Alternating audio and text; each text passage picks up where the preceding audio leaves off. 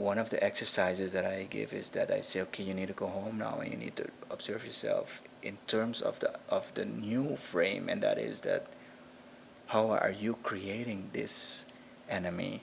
So there's like this statement that I use, and that is, we teach people how to treat us.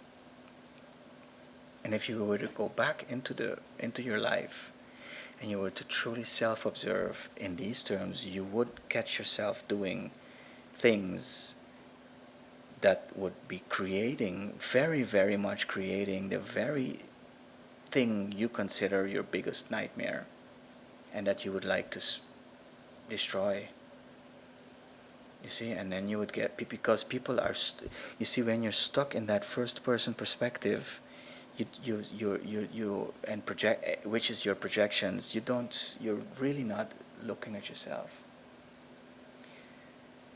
You see, and this is why I wanted to share this, is that collectively we seem to be stuck in such a, almost like a double-edged sworded dynamic, if you wish, in the sense that we are actually creating the very enemies that we want to go to war against in our minds and in our behavior and in everything we're doing.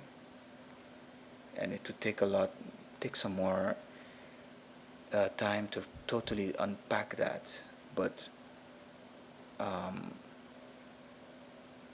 this is what I would call then that we're dealing with almost like the last stages of a generation that is unconscious. So we're, as it were, we're being led by, if you wish, leaders that are still stuck in that paradigm of objectivity and of, I would call it mentally incontinent, and that are not aware that that basically you need to be managing your thoughts and your projections and your beliefs, and that would create a whole new world. But if you set out to, if your mind is completely filled with projections of people want to harm you and they're going to take you down, and people are jealous of you, of your life, way of life, or whatever, you will end up creating that, and then you will end up having to, you see, the war is the ultimate way, the ultimate attempt to completely amputate the shadow,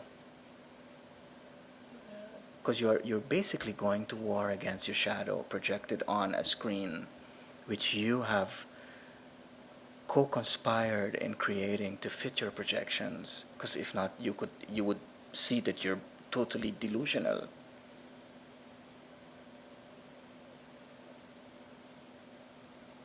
And I once worked with a gentleman that was very aggressive, and he shared with me that once in the clinic, he hit someone, and he actually, at the point of impact, he said he saw his own face, being he was hitting himself. And that's like a little glimpse of truth, because that's really what's happening. You need a management or a leadership that will create a different world and not go to war against a world that was created that is completely conflictive and wrong. Well, what is our state then? That when you are in a worldview that the danger is outside your house, what kind of mental state is that? Yeah, that exactly. That's completely incontinent. Um, if there are many names you could give it: a bipolar, a dissociated. It's basically a dissociated identity disorder. But we think that we're at this stage we're not aware that this is a disorder. Some people would be diagnosed, but in essence, the moment you experience your surrounding objectively, independent of your own perceptions, you're in a delusional state. And this is what all the spiritual traditions have been telling us, and that's what for instance, in Buddhism, it's called Maya.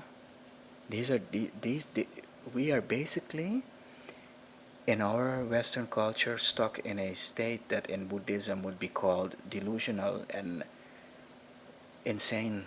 In what sense? Because the Maya is the delusion that what is outside of us is separate from us. And our universities and our schools basically train people to believe, to get into this state of mind, and that is that there is something objective. So yes, if we are to survive ourselves, we have to graduate to that stage that we find in all of these great spiritual traditions as being referred to as enlightenment, which is actually the Buddha was awakened when the Buddha realized that the fundamental oneness of everything, and when the Buddha came to grips with his own projections, which was his demons and yes, projection and the unconscious is not something in your head. It's in your body, it's in your surrounding, it's everywhere. So yes, these demons can materialize if you wish. I've seen cases of people that have been dreaming of being burglarized and being vandalized, which is what happens when someone is extremely inflated, which we could say which is what Jung said is typical to the Western society. And we are in a society where there is no more mental care. There is drugs. The medical insurance companies are not are almost, one could say, against real mental care. So you're getting a society that is completely mentally unstable, and to begin with, the sending of these kids off to war is already by people that are in a mental war mode in their minds. It's not only coming back, it's the sending to the war that is already and so the problem right now is that we need to understand. You see, let me give you an example. There are many voices that are saying that this idea of going to war in Iran is completely delusional. You know, you have Ron Paul, you have several people that are saying that there is no evidence that Iran has nuclear capability or that it's it's the exact same fingerprint of the war in Iraq. What you're basically saying is that what you have is a group that is invested in the projection that that there is an enemy out there that wants to harm them. And this projection is basically fueling the whole thing. And then when you get the whole country believing it, and then but the idea is that, and this is what I think is my contribution to this dialogue, discourse, is that these people themselves are caught in this delusion. It's not so much that they are, as it were, deliberately setting out to hoax the whole thing. The idea is that they are what they're saying. They are caught in this projection, and what we find in what I do is that whenever someone or a group becomes extremely inflated, which I called in a video the apex poison. In what happens in the unconscious is that there is like an inner terrorist that is constellated. There's something inside of the person that is going to bring the person down, make the person fall, which is the shadow. And that shadow is what they are feeling. But due to that mental incontinence, that shadow is projected outwards. So we start to feel that panic inside of us because we are too inflated. It's a panic attack, a terror attack inside, but then externalized and played out outside of us. And then we need to find the terrorist. And kill it. Yes, because then we think the terrorist is creating the terror, but it's not true. The terror is internal.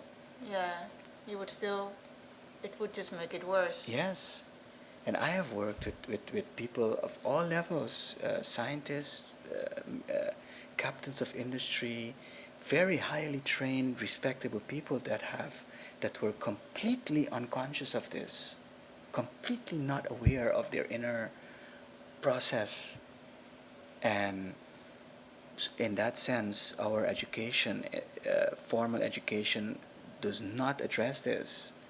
So you have people in high places that are highly educated, but that are completely mentally incontinent. And if you get a group of that together, and you get a group of, Yeah. then you will get what is, and then you have and of course the people are codependent on this. The people, there's a saying, the people get the leader they deserve, and what it means is that there's no leadership independent of the people. In that sense, I am not so much a subscriber to the idea of the 99% and the 1%. There is there can be no supply without a demand. Yeah. You know, the banks could have never done what they did without the people collaborating with this. You know, like making these bogus loans. It was offered, but it was also accepted by the consumer and the people. So every party has to. You see, you don't have governments hiring advisors to work and analyze themselves. You see, their their own mental state. You have they hire the best in all areas, but not in the area of assessing if their own mental state is okay. Yeah, because this goes back to the idea of whatever you are projecting outside, you're creating. Yes. And if you are creating a terrorist, then you will get one. Yes. And if you would be able to become mentally aware of this condition that you have, you could also change the outcome. Exactly. You would change. This is why you would change the world by changing the way you look at the world. Right. And there is no other way. There are major industries that do understand this and that do force their CEOs to be in deep therapy, because these are people that are responsible for millions and billions of dollars and lives. In the top, these are, what you get is an increased problem of mental problem. Yeah. You get when in the heights of the apex, you get a very high level of inflation, which goes with a high level of uninhibitedness, a high level of risk taking, a projection of the shadow outside of themselves. So you get a mix that is deadly, absolutely deadly, and we have been witnessing that.